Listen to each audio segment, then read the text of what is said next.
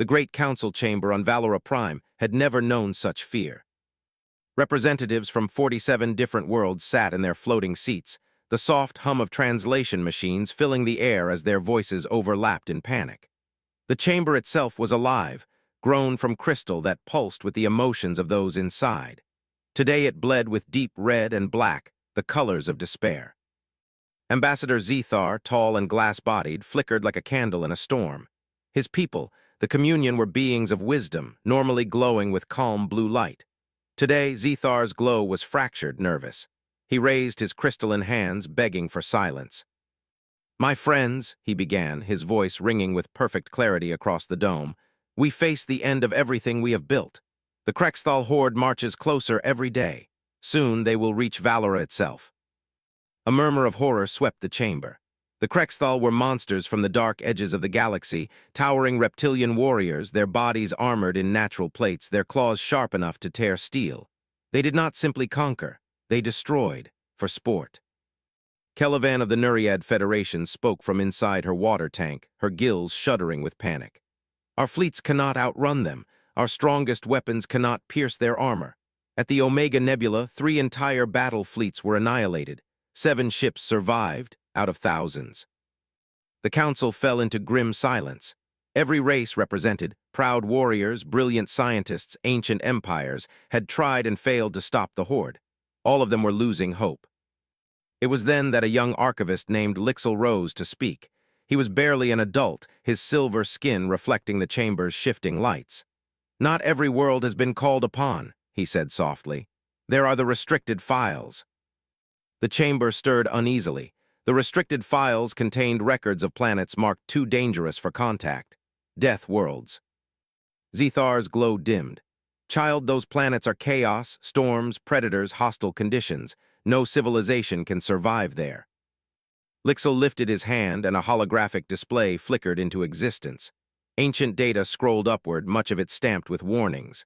One world was classified as a death world. Sector 779, a small blue planet, its people call it Earth. Images appeared. Vast oceans, roaring storms, volcanoes spewing fire, endless mountain chains scarred by earthquakes. "Impossible," muttered Elder Mothka of the Garden Worlds. Her body of vines trembled with disbelief. "No one could survive such a place." "They do," Lixel said firmly. "The humans, they are not the strongest creatures there, not even close, yet they have thrived. They turn disasters into opportunity. They hunt predators many times their size. They live next to volcanoes because the soil grows food. They survive by refusing to surrender." The chamber stared in disbelief as the holograms showed humans hunting mammoths with sharpened sticks. Others showed them fighting wars in burning deserts, frozen tundras, even underwater. "They do not fight like us," Lixel continued. "We have honor codes, rules, limits. They fight to win. Poison, fire, starvation, destruction of supply lines. They end wars only when the enemy cannot continue." Gasps filled the chamber. To many, this was barbaric, unthinkable. "You suggest we call upon savages?" asked Commander Zor of the Defense Fleet, his mane bristling. "Beings who know only war." Zethar looked at the glowing images of Earth one last time. "What choice do we have?" he whispered. "Every civilized option has failed. The horde devours us. If there is even a chance these humans can help us, we must try." The vote was close, but desperation triumphed over fear. A message was crafted, simple and desperate. "We are the Galactic Council. We represent the civilized worlds of this galaxy. An enemy is destroying our people and our planets. We have nowhere else to turn. Please help us." The transmission left Valora Prime in a beam of light, racing across the stars. It reached Earth on a Tuesday morning. Dr. Helen Morrison, a weary scientist in the Nevada desert, was sipping her 3rd cup of coffee when the Deep Space Array's computers began to scream. She dropped the mug, shattering porcelain across the floor as a wall of alien data poured onto her screen. For 20 years she had searched the skies. For 20 years she had listened, hopping for proof that humanity was not alone. Now she had it. Her hands shook as she read the words, "We have nowhere else to turn. Please help us." By nightfall, the message was in the hands of every major government. Emergency meetings were called. Generals and scientists crowded into hidden bunkers, their voices sharp with disbelief and fear. General Peter Collins, head of the Joint Chiefs, slammed his fist on the table. These aliens speak of ships the size of cities, weapons that can shatter planets, and they're asking us for help. We can barely keep a research station on Mars alive. The President of the United States leaned forward. So what do we do? Can we trust them? Dr. Lisa Chang, Chief Science Advisor, pulled up a hologram of alien schematics. The math checks out. Their physics is beyond ours, but real. If this is a hoax, it's by someone smarter than the best minds on Earth, and they want our help. A bitter laugh came from Secretary of Defense Williams. Help? With what? We don't have faster-than-light travel. We don't have energy weapons. What could we possibly offer? Captain Jake Sullivan, scarred veteran of the Space Defense Corps, stood silently in the corner. He had fought in the asteroid mining wars. He had seen what it meant to kill in the void. Now his gray eyes burned with a quiet fire. Permission to speak freely, sir. Collins nodded. Jake stepped forward and activated the battle records sent by the Council. Holograms lit the room, fleets of elegant alien ships being torn apart by monstrous Krexthal warships. They fight wrong, Jake said. His voice was steady calm. They line up in neat formations, they duel honorably, they fight like it's a sport, but the Horde doesn't play games, the Horde kills, and our allies don't know how to stop them. He zoomed in on one battle, the proud Thrakari fleet defending their homeworld.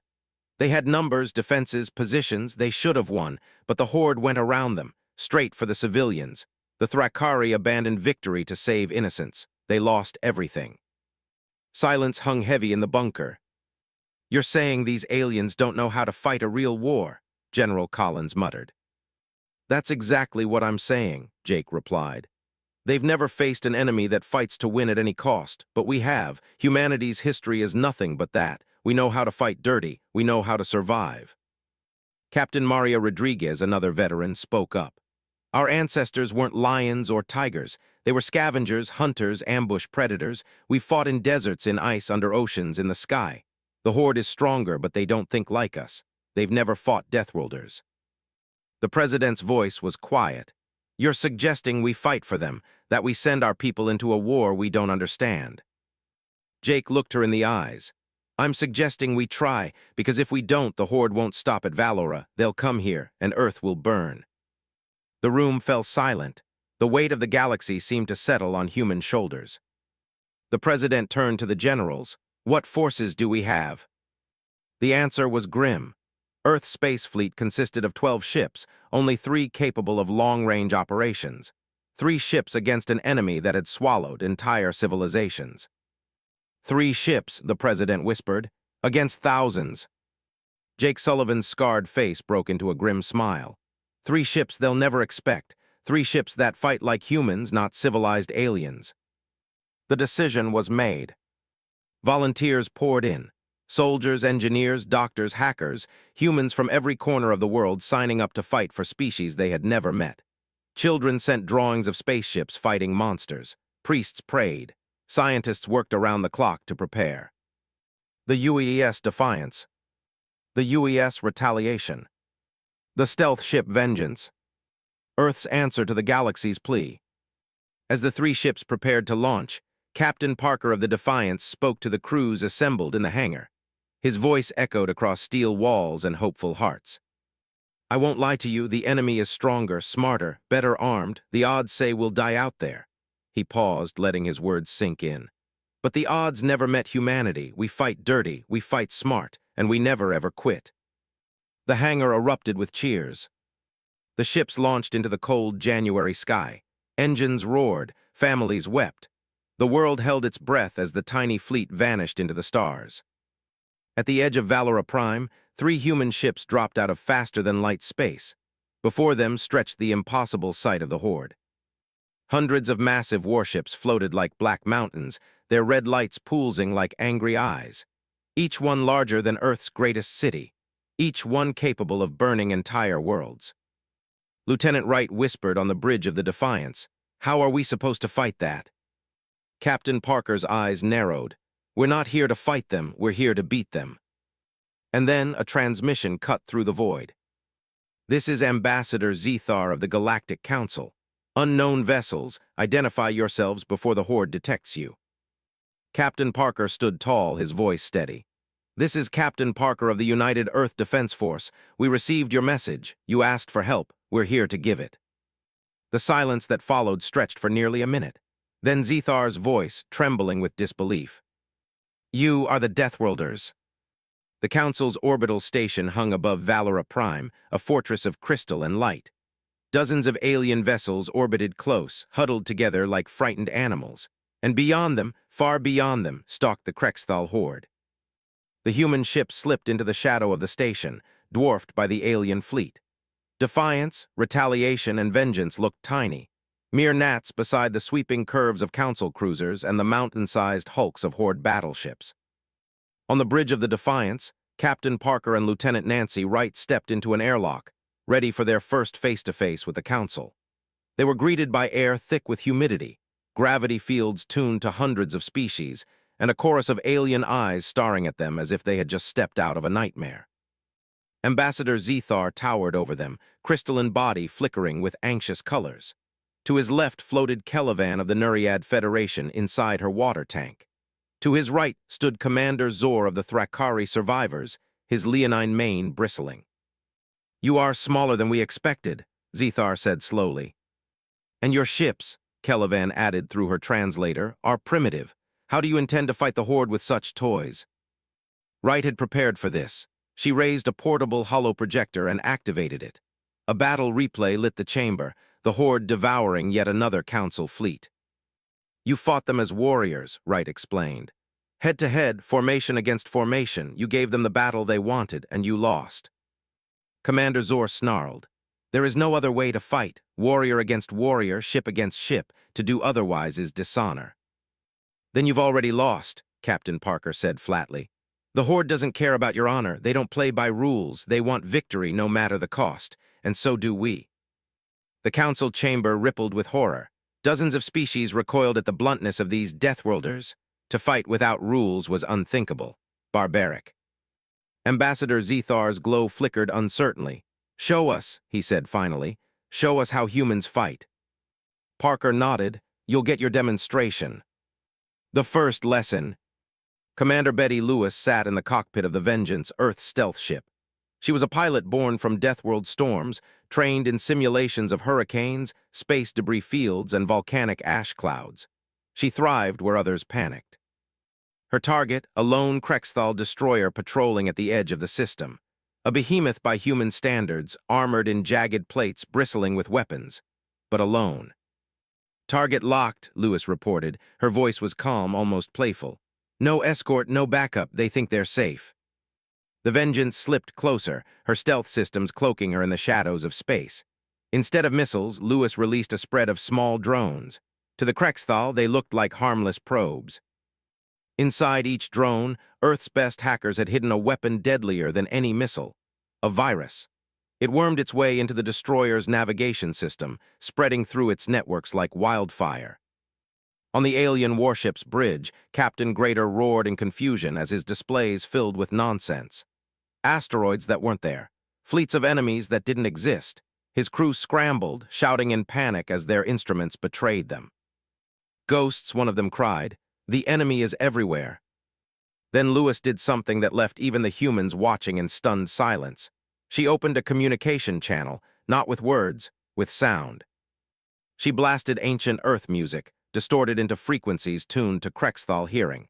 To humans, it would have sounded like chaotic noise. To the reptilian crew, whose sensitive hearing had evolved to track prey in jungles, it was pure agony. The destroyer's crew clutched their heads, claws scraping against steel. Some fell writhing on the floor, others screamed for it to stop. "Attention Krexthal vessel," Lewis broadcast coldly. "Surrender or we will do much worse." Captain Greater had fought 100 battles. He had never surrendered. But this was not battle. It was madness. His ship was blind, his crew broken, and an unseen enemy whispered through his very walls. For the first time in his life, Greater gave the order, "We surrender." The Council's horror. The recording was replayed in the Council chamber. Aliens stared in disbelief as they watched the mighty Krexthal ship give up without a shot fired. "You didn't destroy it," whispered Elder Mothka of the Gardens. "You defeated them without killing them." "You attacked their minds," Zethar said, glowing faintly green with shock. Parker's expression was grim. Fear is a weapon, maybe the strongest weapon of all. Commander Zor's mane bristled with outrage. This is dishonorable. You poisoned their machines, tortured their ears, tricked them with illusions. This is not war. It's survival, Wright snapped. Do you want honor or do you want to live? The chamber descended into furious debate. Some species were horrified. Others, those who had seen their homes already burn, leaned forward with desperate hope. Finally, Zethar spoke. His voice was soft but steady. We have no choice, teach us. The dirty war begins. 3 days later, humanity struck again. Lewis and the Vengeance targeted a supply convoy. Instead of blasting it apart, her crew infiltrated its food stores with bacteria engineered from Earth, harmless to humans, lethal to Krexthal. Within days, half the enemy fleet was vomiting blood. Major Dan Foster, commander of the Retaliation's Marine contingent, led boarding parties onto disabled ships. His soldiers used gas that knocked enemies unconscious, knives that killed silently, and darts that delivered poison. Ships were found drifting in space with their entire crews dead, but no sign of battle. Only a single message smeared in blood on the bridge walls. We are coming. The horde began to whisper of ghost warriors. Ships vanished without warning. Crews turned on each other in paranoia. The predators of the galaxy were suddenly prey. The horde strikes back. But the Krexthal were not beaten.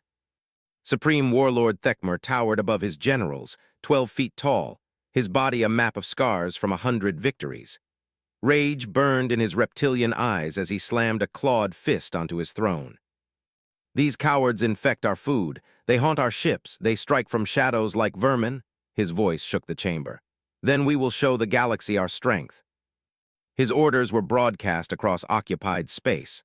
On every world under Horde control, 10,000 prisoners were executed. The executions were filmed, sent to the Council fleets with a message.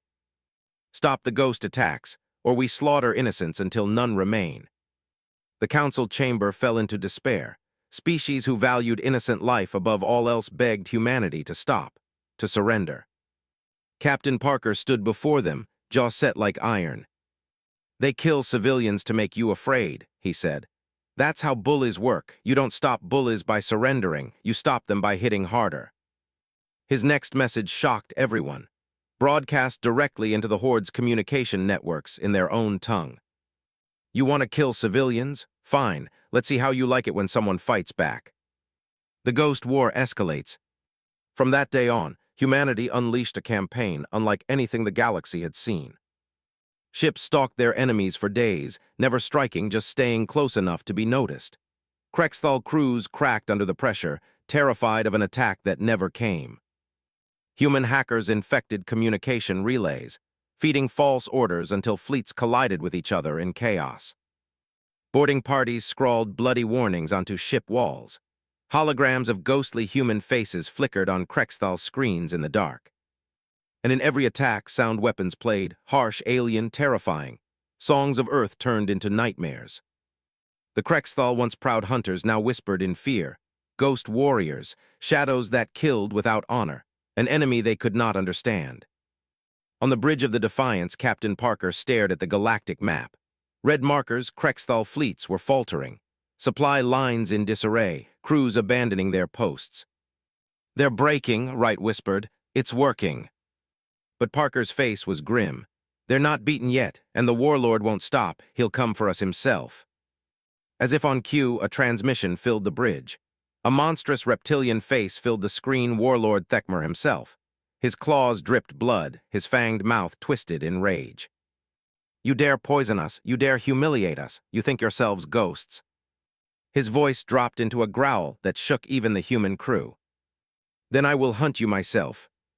Thekmer, supreme warlord of the Krexthal Horde, was a legend written in scars. 12 feet of muscle and armor, his claws had shredded starship bulkheads, his fangs had drunk the blood of kings. For centuries, his people had followed him from victory to victory. Never defeated, never denied. Now, for the first time in his reign, he knew the taste of rage mixed with fear. The humans had taken what was his, certainty. The counter-strike. The Horde unleashed fury across the stars. Entire fleets swept into Council space, burning colonies and bombarding planets with firestorms. But everywhere they struck, the humans were already there. Captain Betty Lewis and the Vengeance slipped into the heart of a fleet formation, unseen by sensors. Instead of blasting the warships, she targeted their engines with nanite bombs. Dozens of Krexthal ships found themselves dead in space, drifting helplessly. Jake Sullivan aboard the Retaliation led hit-and-run raids, smashing communication relays, then vanishing into the dark. He knew the Horde relied on precise coordination. With every relay corrupted by human viruses, their perfect war machine tore itself apart with confusion. On occupied worlds, Dan Foster's Marines deployed in ways no alien would ever consider. They crawled through sewers, used camouflage, even disguised themselves as Krexthal slaves. They struck from the shadows, leaving messages painted in blood. Deathworlders were here. The Warlord's fury. Thekmer watched reports stream across his command throne. Fleets missing, food rotting, warriors whispering in terror. One general, scales pale with fear, suggested withdrawal. We must regroup, Supreme One. The ghost warriors bleed us from within. Thekmer's claws struck like lightning, tearing through the general's chest. He let the corpse fall at his feet. There is no retreat, the warlord thundered. There is only the hunt. He leaned forward, eyes glowing like molten fire. Summon the dreadnoughts. The Krexthal's most terrible weapons, miles-long ships armed with planet crackers, emerged from the shadows of black holes and nebulae. Never before had the Horde needed them. Against any civilized foe, they were overkill. Against the humans, they were necessary. The ambush. Council fleets gathered near Valora Prime, clinging to hope. Their ships formed a glittering wall, hundreds strong. In the center floated the three human vessels, tiny, fragile, but burning with purpose. Ambassador Zethar watched nervously from the station. His crystalline body pulsed with colors of fear and doubt. You cannot fight their dreadnoughts. They are death incarnate. Captain Parker stood at the tactical table aboard the Defiance, eyes calm. Every ship has a weakness. You just need to be willing to look where no one else does. The alarm blared. Krexthal dreadnoughts dropped out of faster-than-light black leviathans blotting out the stars. Their weapons charged, glowing with red fury. This is it, Parker said quietly. All ships execute Plan Ghost Hammer. The Council fleets braced themselves, forming rigid battle lines. They expected the humans to join them to fight head-to-head. Instead, the human ships broke away. The trick. The Vengeance darted low, flying directly into the storm belts of Valora Prime's gas giant moon. Every Council officer watching screamed in disbelief. She'll be crushed. But Betty Lewis flew like she was born in hurricanes. Her ship twisted through lightning storms that would shred alien vessels, using the chaos as cover. From the storm, she launched a cloud of drones. Not weapons, mirrors. Thousands of reflective shards, each broadcasting false signals. On Krexthal sensors, an entire phantom fleet appeared. Dozens of massive warships materialized, charging from the storms. The Krexthal dreadnoughts turned to face them, unleashing hell. Beams of energy split the sky, tearing phantom ships apart. But the phantoms were endless. Every destroyed warship was replaced by 3 more illusions. The Horde was firing blind. The death strike. Meanwhile, Sullivan and the Retaliation darted among the real dreadnoughts, weaving through their blind spots. His ship carried old-fashioned railguns, primitive by galactic standards, but devastatingly effective when used right. He targeted exhaust vents and shield emitters, pounding them with tungsten rounds. The dreadnoughts shuddered. Systems failed. Their immense size became their weakness, too big to adapt, too slow to react. Then came Foster's Marines. Dropping from stealth pods, they boarded disabled vessels, planting charges deep inside the monsters of steel. Whole dreadnoughts erupted from within, fire pouring from their eyes and mouths like dying gods. The Council fleets watched in awe. They had expected the humans to die. Instead, the impossible was happening. The dreadnoughts were falling. The cost. But the humans paid dearly. The Retaliation came under heavy fire. One dreadnought's cannon tore through her hull, splitting her nearly in half. Inside, alarms screamed. Sullivan knew the ship was doomed. Get the crew out, he ordered. Sir. Do it. As escape pods launched, Sullivan gripped the helm with bleeding hands. He turned the broken ship toward the enemy flagship. His final message was broadcast across every channel, human and alien alike. "Tell Earth the monsters can bleed." The retaliation rammed the flagship. The explosion tore the dreadnought apart, fire consuming thousands of Krexthal warriors. Humanity's fleet was down to 2 ships. Aftermath. The battle raged for hours. Council fleets inspired by human tactics broke their rigid lines. They ambushed, they sabotaged, they fought dirty. By the time the sun rose over Valora Prime, half the Krexthal dreadnoughts were destroyed.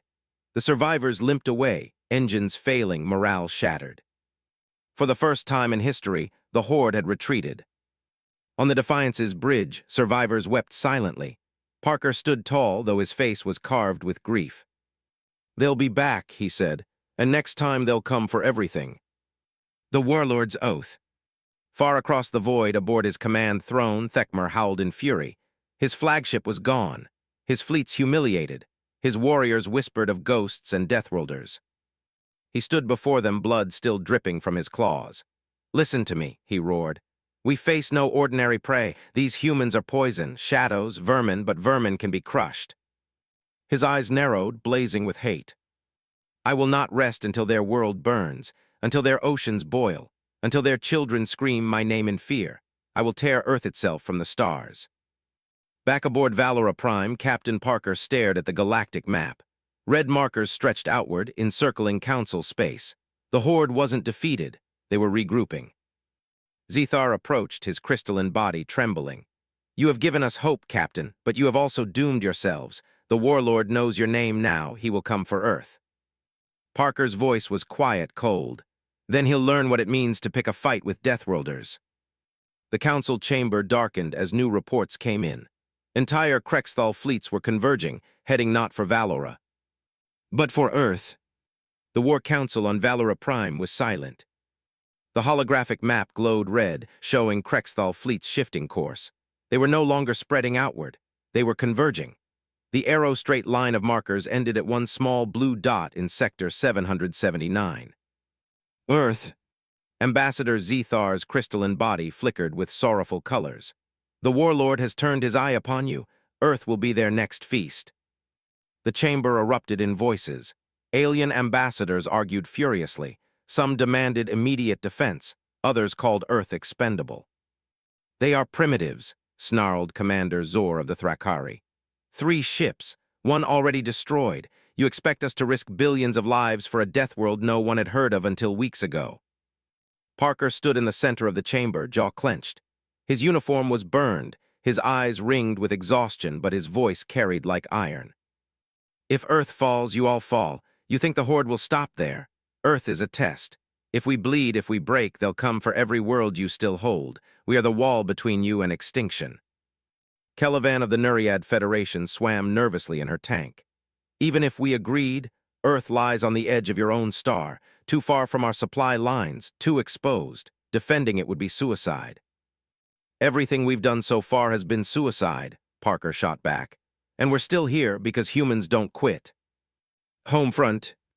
On Earth, news of the Horde's advance spread like wildfire. Governments tried to suppress it, but leaks flooded the networks. In New York, people marched carrying banners, "Defend Earth." In Beijing, scientists worked around the clock to retrofit primitive rockets with alien schematics. In Lagos, volunteers signed up by the thousands for Marine service, knowing most would never come back. General Collins addressed the United Nations. "We stand at the edge of extinction, but this is not the first time humanity has faced impossible odds. Every mountain, every ocean, every storm we ever crossed was impossible, and we survived. We endure because we fight together." The world held its breath. Factories retooled for war. Old divisions crumbled. Nations that had once sworn never to ally now shared resources, technology, blood. Humanity had never been united before. The Horde had given them that. Council's doubt. Back on Valora Prime, the Council still hesitated. Many worlds had already been scarred by Krexthal terror. They were unwilling to risk more fleets. "We cannot throw lives away for a world outside our borders," said Elder Mothka, her vines trembling. Zethar looked at her sadly. If we abandon the Deathworlders, we abandon ourselves. They are our only hope. But the chamber was divided. The vote stalled. Finally, Captain Maria Rodriguez stepped forward. Her voice was sharp, her presence commanding.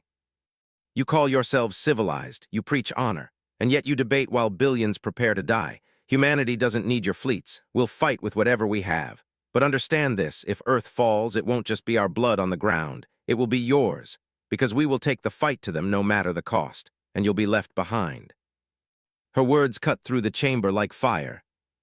Slowly, hesitantly, one by one, ambassadors raised their lights. Not unanimous, not even close, but enough.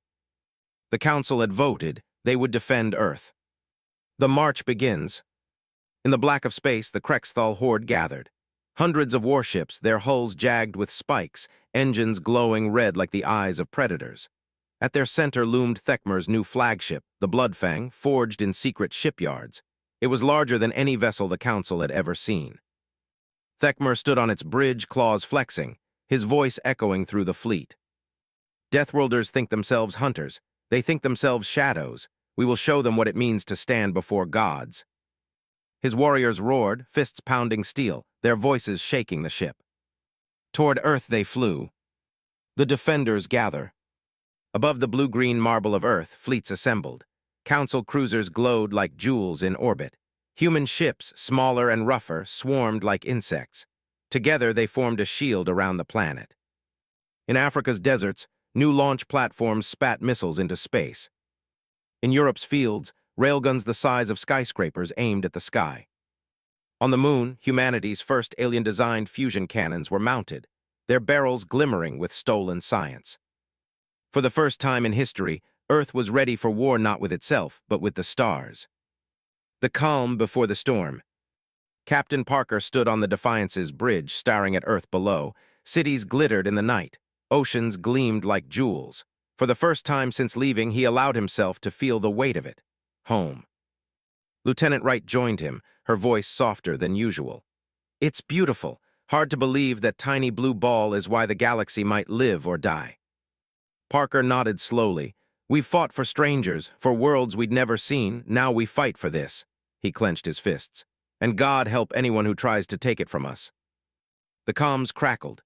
A voice came through, Dr. Helen Morrison, still in Nevada, coordinating Earth's defense grid. Captain, new readings, they're coming. The stars on the edge of the system flickered. One by one, red markers appeared on the tactical display. Krexthal ships dropping from faster than light. Dozens, hundreds, thousands. The horde had arrived. The battle for Earth begins. The sky above Earth ignited. Krexthal warships surged forward like a tidal wave of steel. Their weapons cut through the void, beams slicing across council cruisers. Explosions flared. Entire ships vanished in fire. But this time, the defenders were ready. From hidden silos, Earth's missiles streaked upward, primitive but deadly in swarms. Krexthal interceptors tried to shoot them down, but there were too many. Dozens of enemy vessels blossomed into fire. Council ships fought differently now, their rigid lines broken. Inspired by humans, they struck from shadows, targeting supply ships, feinting and retreating, turning the horde's arrogance against them. And in the chaos, the Vengeance slipped behind enemy lines. The Gambit. Commander Betty Lewis grinned as her stealth ship threaded through the storm of fire. Ahead loomed one of the horde's massive dreadnoughts, shields glowing crimson. Target acquired, she whispered. Her crew looked nervous. Ma'am, their shields. Not their shields, their guts. She launched a pod straight into the dreadnought's venting system.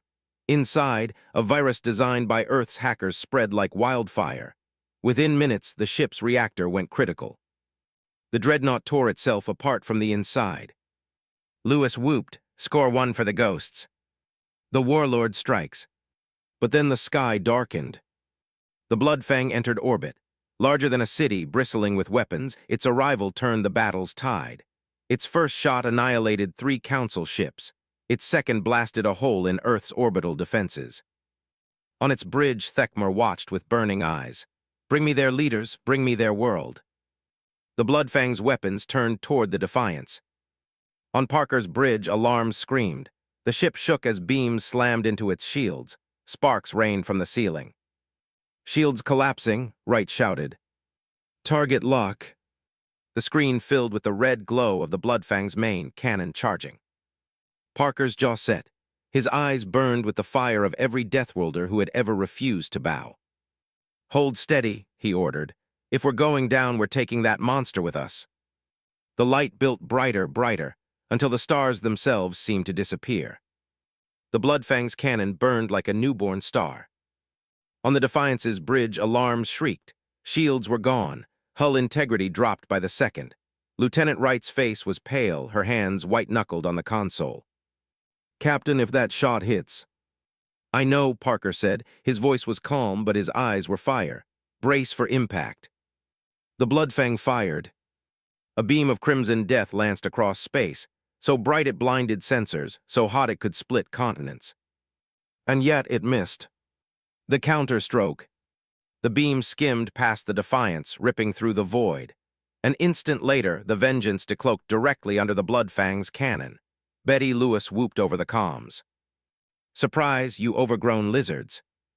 Her ship had used the Defiance as bait, hiding in its blind spot until the last second. She launched her payload, a swarm of drones carrying reflective panels and signal jammers. To the Bloodfang's targeting system, the void became a hall of mirrors. Dozens of Defiances appeared, scattering in every direction. The Krexthal gunners roared in confusion, firing wildly. Their blasts carved through empty space. Hit them now, Parker barked. Railguns on the moon, fusion cannons on orbit, Council cruisers striking from every angle. The sky lit up with fire as everything hammered into the Bloodfang's shields. For the first time, the monster bled. The Warlord's wrath. On the Bloodfang's bridge, Thekmer snarled, his claws carving grooves into steel. They mock us. They make us animals chasing shadows. A trembling officer spoke. Supreme won their tricks. Thekmer struck him down, claws rending flesh. Blood splashed across the command pit.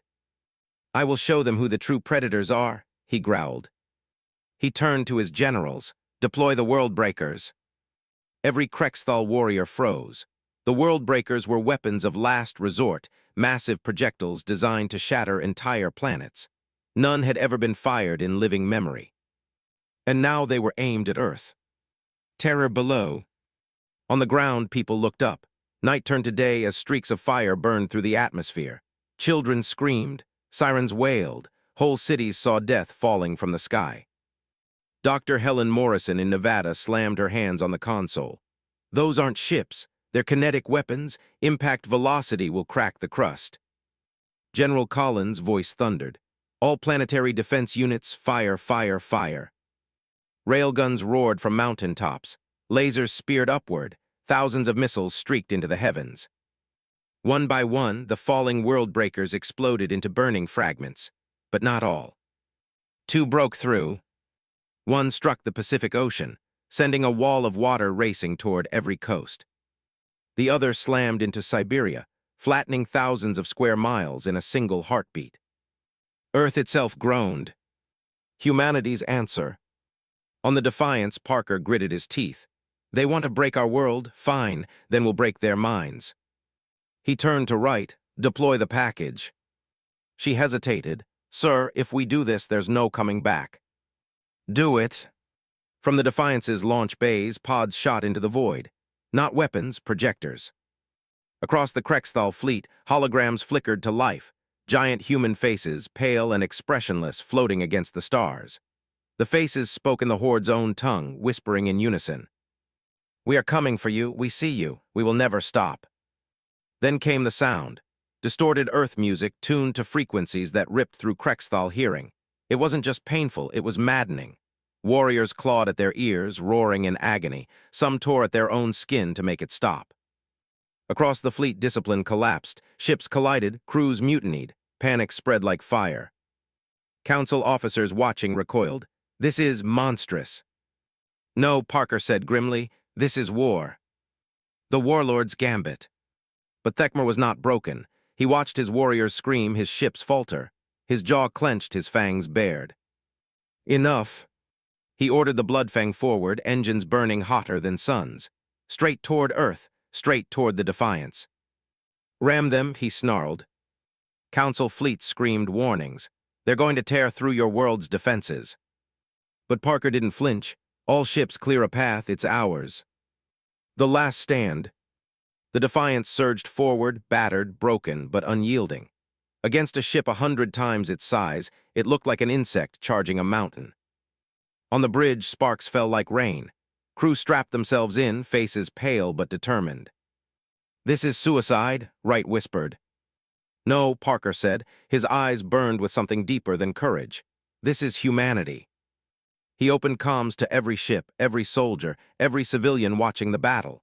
His voice rang clear across space. "We are Deathworlders, we don't quit, we don't run. And we sure as hell don't bow. If Earth falls today, then we take the monsters with us." A roar answered him, from Earth's soldiers, from Council allies, from every frightened soul staring at the sky. The collision course. The Bloodfang's shadow swallowed the Defiance. Its weapons blazed, hammering into the smaller ship. Metal screamed, whole sections blew apart, but still the Defiance kept coming. "Impact in 30 seconds, Wright shouted. Parker stood tall, his hands steady on the helm. "Target their bridge," he ordered. "All power to engines." The crew obeyed without hesitation. If this was the end, they would die striking at the heart of the beast. Thekmer laughed as the Defiance closed in. "You think a flea can kill a god?" But then his laugh faltered. Because behind the Defiance, the Vengeance decloaked, silent as a ghost. Betty Lewis' voice purred over comms. "Gotcha." She fired. A swarm of pods slammed into the Bloodfang's hull, not explosives, hackers, payloads, viruses designed to turn the Dreadnought systems against itself. The Bloodfang's guns flickered, shields dropped, engines stuttered. For the first time, Thekmer's flagship stumbled. "The strike." Now Parker roared. The Defiance drove straight into the Bloodfang's weakened flank, ramming deep. Explosions tore through both ships. On the bridge, chaos reigned. Smoke, fire, screams. Wright tried to stand but fell, blood streaking her face. Parker grabbed the manual controls, eyes locked on the enemy bridge visible through shattered viewports. He could see Thekmer there, towering, claws gleaming. The warlord's eyes met his, predator to predator. And Parker smiled. "Welcome to Earth." He slammed the throttle forward. The Defiance's reactor went critical. The explosion was a sun. The Bloodfang reeled, its entire side blown open. Flames gutted its decks. Thousands of Krexthal died in an instant. But the ship did not fall. Through fire and ruin, it still came on. And on its bridge, Thekmer rose from the smoke, burned, bleeding, and furious. The wreckage of the Defiance drifted in burning pieces across orbit. Half its hull was gone. Its reactor detonated in a blaze that should have killed everything inside. But the Bloodfang still lived. The Dreadnought's side was torn open, spilling atmosphere and fire, but its engines burned, its claws extended. It pressed forward like a wounded beast refusing to die. On its bridge, Thekmer rose from the flames. His armor was melted, his scales scorched, but his towering frame still radiated strength. He roared, a sound that shook the bulkheads. "Is this the best your Deathworld can give?" "Survivors." Inside the crippled Defiance, Parker coughed smoke from his lungs. Somehow he was still alive, thrown against a bulkhead during the explosion. The bridge was gone, ripped open to space, sealed only by emergency shields. He staggered to his feet. Bodies floated in the air. Some of his crew still moved. Wright lay slumped against the console, blood streaking her face, but her eyes flickered open. "You're insane," she rasped. "Maybe," Parker said, coughing. He gripped her arm and pulled her up. "But we're not done yet." Across the comms came Betty Lewis' voice from the Vengeance. "Steve, your ship's dead. Pull back." "Not yet," Parker replied. His eyes burned with grim fire. "We finish this here." Earth fights back. Below, Earth burned. The Krexthal unleashed firestorms on the atmosphere. Orbital defenses crumbled one by one. Entire cities vanished in flashes of light. But humanity struck back. In Tokyo, missile batteries hidden in skyscrapers launched volleys that shredded Krexthal frigates. In Cairo, soldiers hauled plasma cannons built from stolen council tech into the streets, blasting invaders from the sky. On the moon, engineers overloaded the great fusion cannons. firing until the barrels melted. Everywhere, ordinary people fought with whatever they had. It wasn't strategy, it was survival, and it worked. Council's desperation. On Valora Prime, the council chamber was chaos. Ambassadors screamed at each other through the holonet as images of Earth's burning cities filled the crystal walls. "This is madness," one cried. "We must retreat before the horde consumes us all." "No," Zethar said firmly. His crystalline glow burned bright blue, steadier than it had in weeks. "The Deathworlders have shown us the way. We do not retreat. We endure. We fight." For the first time, the Council did not argue. They issued one order unanimous, all fleets to Earth. Thekmer's fury. On the Bloodfang, Thekmer stood among smoke and corpses. His warriors were terrified, whispering of ghosts, but he refused to yield. "They think me wounded. They think me weak. I will show them the truth." He raised his claw and pointed at Earth. "Burn it." Humanity's desperation.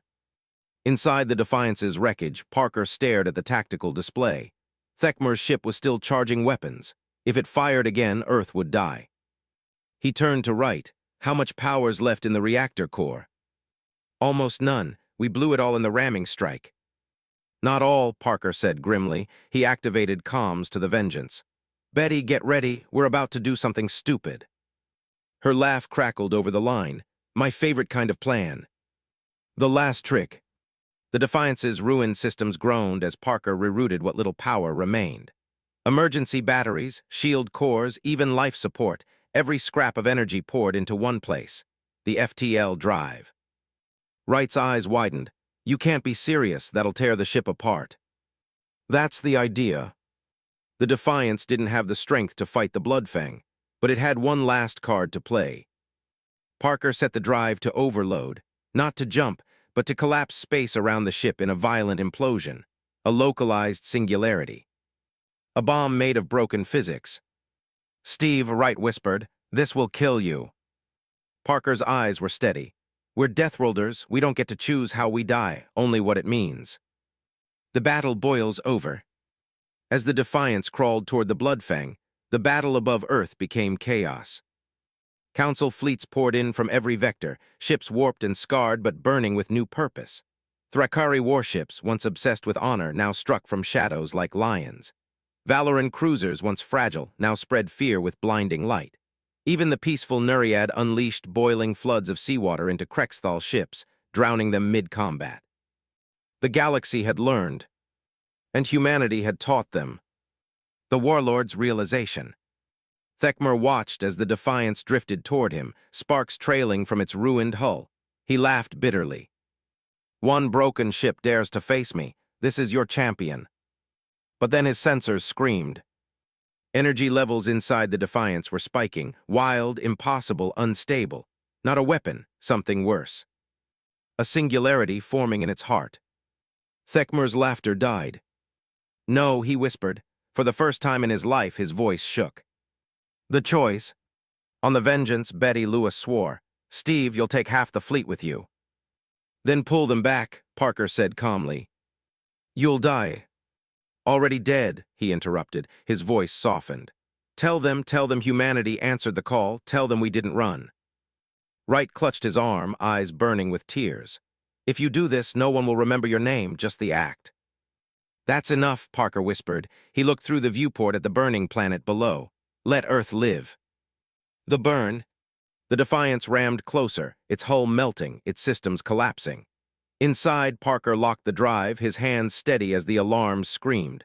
Wright stood beside him, refusing to leave. "You're stuck with me," she said. He almost smiled. Wouldn't have it any other way. The reactor howled, space bent, light twisted.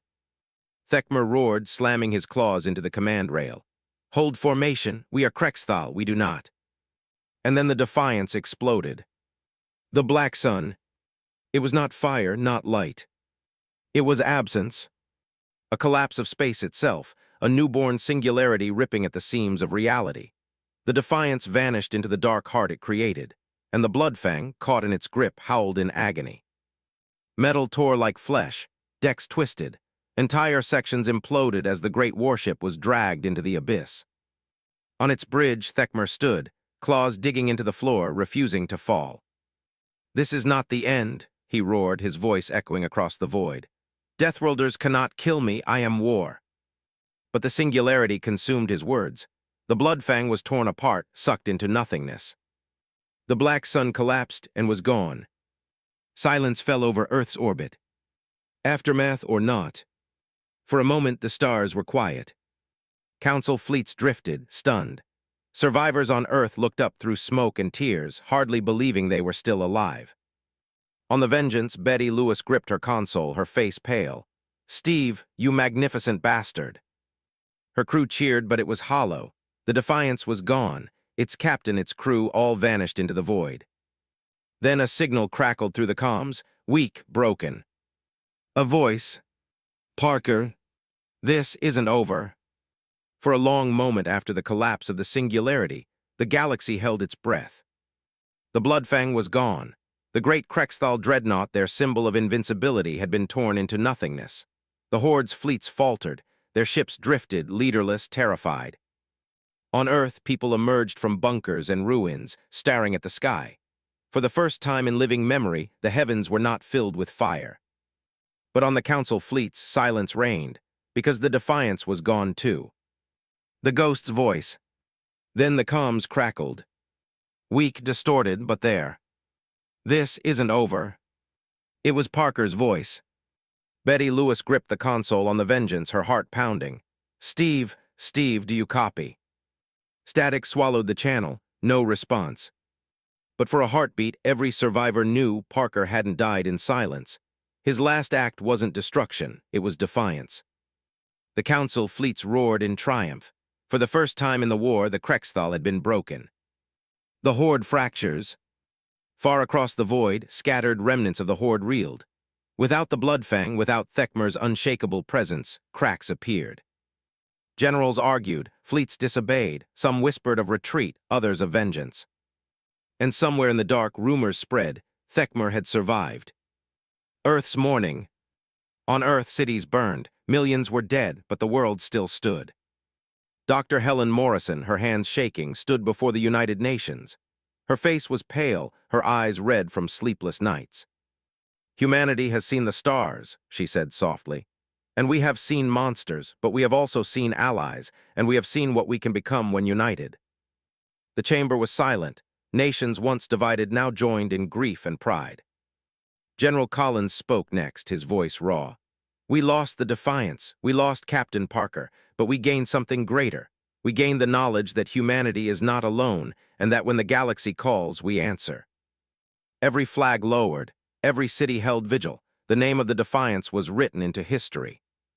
The Council's awakening. On Valora Prime, Ambassador Zethar addressed the Crystal Chamber, his glow steady and strong. "We doubted them, we feared them, we called them barbarians, but the Deathworlders have saved us all. They did what none of us could. They taught us that survival requires more than honor, it requires will." For the first time, the Council voted without dissent. A new force was created, the Galactic Defense Alliance, and at its heart, its doctrine, its strategy, its soul was human. The Academy was built on Earth's moon. Officers from 100 worlds studied there, learning asymmetric warfare, fear tactics, psychological strikes. They called it the Deathworld Doctrine. The Warlord's shadow. But in the dark void beyond mapped space, something stirred. On a shattered asteroid far from the battlefield, a single pod ejected from the collapsing wreck of the Bloodfang. Inside, burned and broken but alive, Thekmer opened his eyes. Scars covered his body, fury burned in his heart. "They think me defeated," he whispered. His voice was a growl of pure hate. "They think the war ended, but I am Krexthal, I am war, and I will rise again." His roar echoed through the void. Somewhere scattered Krexthal warriors still loyal to him heard it. They answered. The war was not over, only changed. Humanity's legacy. Months later, Betty Lewis stood on a platform overlooking the Academy on Earth's moon. Thousands of recruits, alien and human alike, marched below. Their uniforms bore a new emblem, a world wrapped in fire crossed by a blade, the symbol of survival. Beside her, Zethar spoke quietly. "When history remembers this war, they will remember the Defiance. They will remember Parker." Betty's throat tightened. She forced a smile. He wouldn't want statues, he'd want us ready for the next fight. Zethar's crystalline glow flickered with respect. And when that fight comes, Betty's eyes hardened. We'll be there. Humanity always answers the call. Epilogue: The Ghost in the Dark. Deep in the classified archives of Earth's Defense Command, a single recording remained. The final transmission from the Defiance. Most of it was static, broken words, fragments of Parker's last stand. But buried inside, engineers found something else. A signal pattern, coordinates, not random, deliberate. The coordinates pointed not to Earth, nor Valora, nor any known world. They pointed deeper, into the unmapped dark, where no civilized species had ever dared to go. Wright's voice, recovered, barely audible, whispered across time. We're not dead, we're waiting. Tell them we'll see them soon. Closing words. The galaxy was changed forever. The Council had been saved. The Horde had been broken. Humanity had risen from the status of primitives to guardians. But somewhere beyond the stars, Thekmer gathered his strength. And perhaps, just perhaps, Captain Parker and his crew still lived, ghosts in the dark, waiting for the next call. And when it came, the galaxy knew one truth. The Deathworlders would answer,